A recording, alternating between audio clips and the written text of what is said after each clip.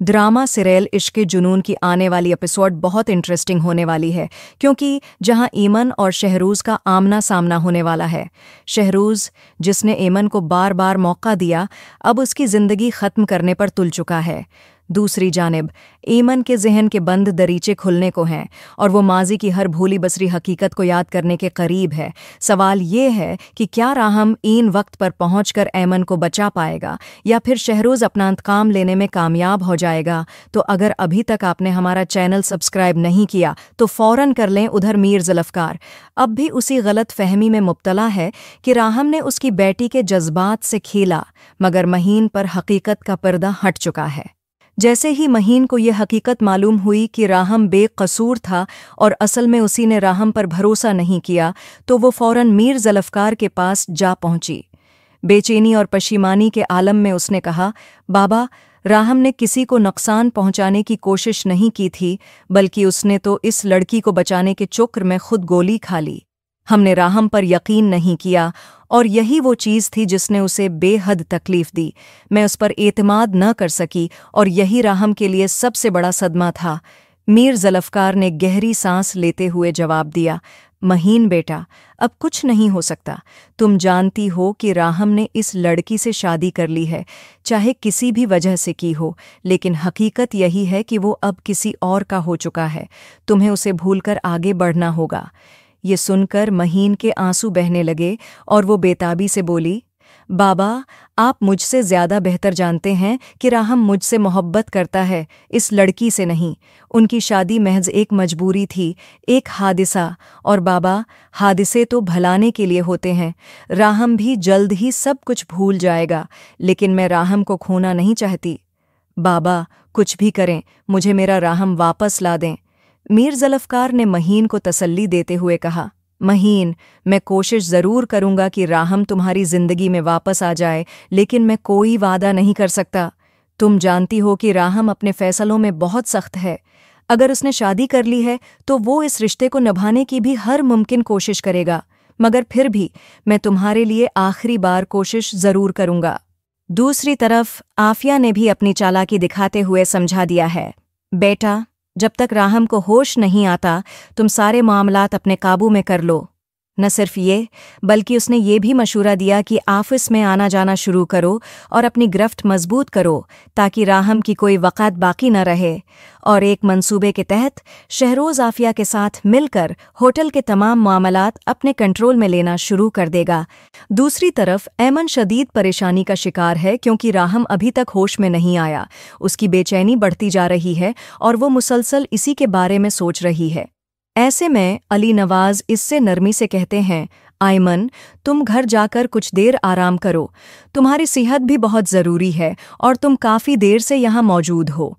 ऐमन, जो बेहद थकी हुई महसूस कर रही थी, बिलाखिर घर वापस जाने के लिए राज़ी हो जाती है, लेकिन वो उस हकीकत से बेखबर है कि घर में उसके लिए एक बहुत बड़ा और गैर मुतवक्का सरप्राइज़ इसका मुंतज़िर है, जहां अब ईमन के लिए एक नई आजमाइश शुरू होने वाली है।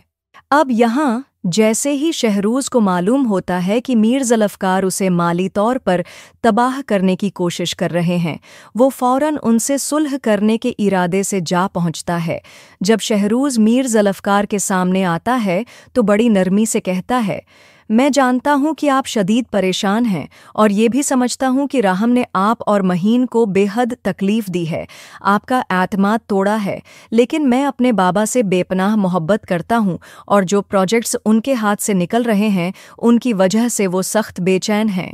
वो अपनी बात जारी रखते हुए मज़ीद कहता है, बाबा, राहम भाई की हालत पर भी बहुत दुखी हैं और मैं उनसे इतनी मोहब्बत करता हूँ कि उन्हें उस करब में नहीं देख सकता। जो कुछ भी राहम भाई ने आप और महीन के साथ किया, उस पर मुझे बेहद अफसोस है, लेकिन मैं आपसे बस इतनी दरख्वास्त करता हूँ कि राहम भाई के किए की सज़ा मेरे बाबा को न दें। आप तो उनके बेहतरीन दोस्त थे, बराह करम उनके साथ ऐसा न करें।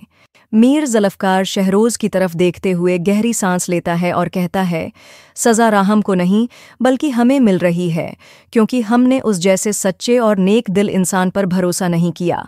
राहम ने बार बार हमें समझाने की कोशिश की कि वो बेकसूर है, मगर हमने उसकी एक न सुनी और उस पर इल्ज़ाम लगाते रहे। लेकिन अब हकीकत हमारे सामने आ चुकी है कि राहम ने उस लड़की को मारने की कोशिश नहीं की, बल्कि उसका कोई और दुश्मन है जो न सिर्फ राहम को ख़त्म करना चाहता है बल्कि उस लड़की को भी मारने के दरपे है। ये सुनकर शहरोज़ हैरत में पड़ जाता है। आखिर मीर ज़ुल्फ़कार को ये सब कैसे मालूम हुआ?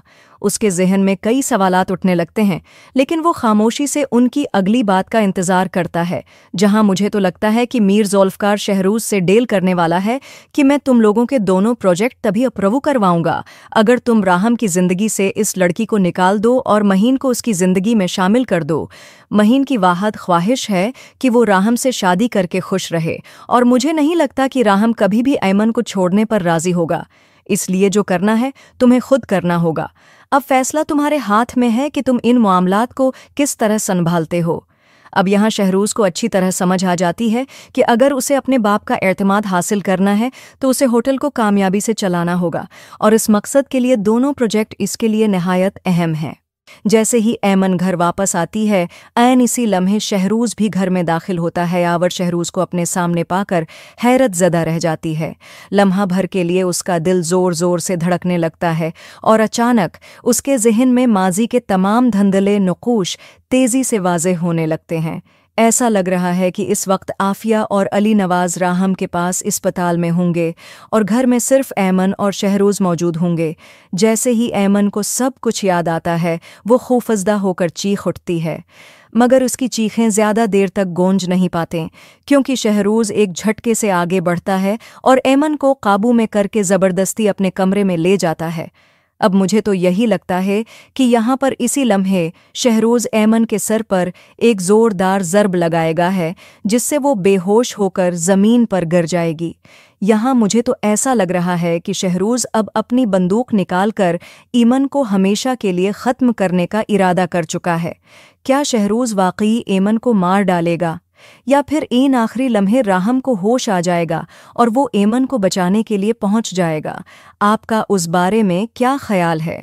कमेंट्स में ज़रूर बताएं, और मज़ीद सनसनीखेज़ अपडेट्स के लिए हमारे चैनल को सब्सक्राइब करना न भूलें।